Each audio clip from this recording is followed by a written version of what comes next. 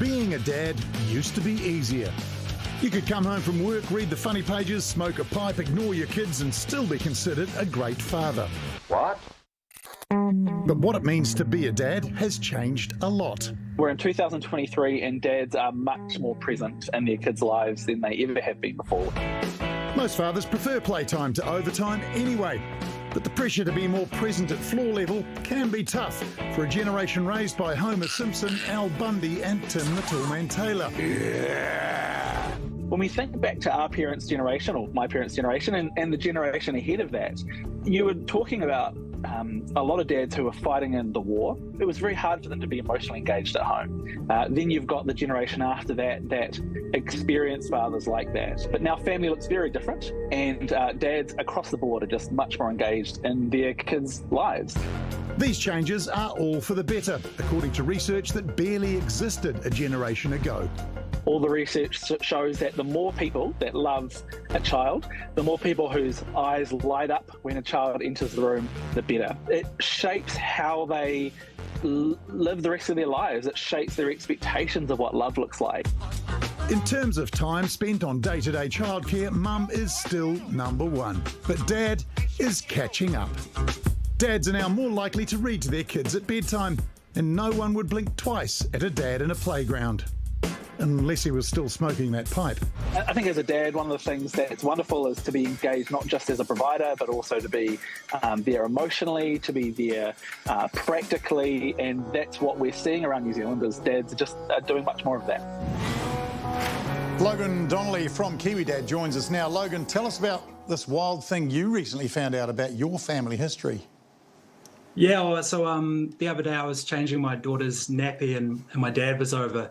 And he said that he'd never actually changed a nappy before. And I was like, what do you mean? He's like, yeah, no, your mum, she always changed all of them. And it just sort of blew my mind, you know. I was like, how is that even possible that you've never changed a nappy before? Why were you so surprised by that, you know, given that generation? Yeah, I guess that I picture like, you know, the Mad Men dads of the 1960s not being that involved. But like my old man was like, you know, we'd always play games and stuff. And he did the washing and stuff, you know, all these sort of gender role things. He did all of those. So I was just so surprised that he never changed a nappy. It just sort of blew my mind how much it's changed in one generation. And he wasn't embarrassed about it. It's just the way it is. It's totally matter of fact. Yeah, it's just yeah. Okay, look, you are the official Kiwi dad. While we've got you here, what's your main advice to any new dads out there? Yeah, I guess probably like I often get messages from dads, and there's probably a slight tangent, but it's often that they're struggling, like they're quite overwhelmed, just managing, you know, like work, parenting, being a partner. So probably actually one of my biggest advices is that like, if you're struggling, do go get help. Like I struggled way more than I expected. I mean, that's kind of why I started Kiwi Dad. And like I went and got counselling and I wish I had done it way sooner. Like it helps a lot. So that's probably my biggest piece of advice is reach out and do ask for help and don't just silo yourself and try and do it all on your own. Hey Logan, I mean obviously I've already got everything organised, but do you have any good ideas for Father's Day? Well, for Mother's Day for my wife, we did something a little different where she basically got a day off being a mum. So like she went and got her nails done, got her hair done. So maybe you could do that, you know, maybe find out like what game your partner has been wanting to play on PlayStation for a while and he just has a couple hours where he just chills out and isn't a dad on Father's Day, almost like a reverse Father's Day. That's a great idea. I mean, he does need his nails done and his hair done too, so that could be fine. You're right, Ashley. I should have said that. He should go get his nails done. And a quick one before you go. Has your dad changed a nappy yet? Do you know, he still hasn't changed a nappy, and I think I'm going to have to make him change one now. Great advice, Logan. Thanks for joining us this evening. Oh, thanks for having me.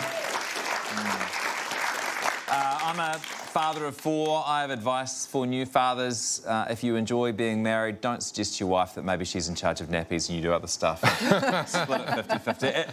It seems a bit gross, but once you've done a few, you get over it pretty quickly. No one really wants to do them. Yeah, I mean, I'm actually against Father's Day and Mother's Day, you know, they're commercial. And in my sort of role, I like to be a voice for those that don't have a voice. And my idea is to have a special day for children. A Children's Day where we go and take them around places. We buy them stuff. We feed them. Right. You're just This is a joke. you're describing every day being a child. Yeah, although my kids would agree with you, they've come up with that idea independently before.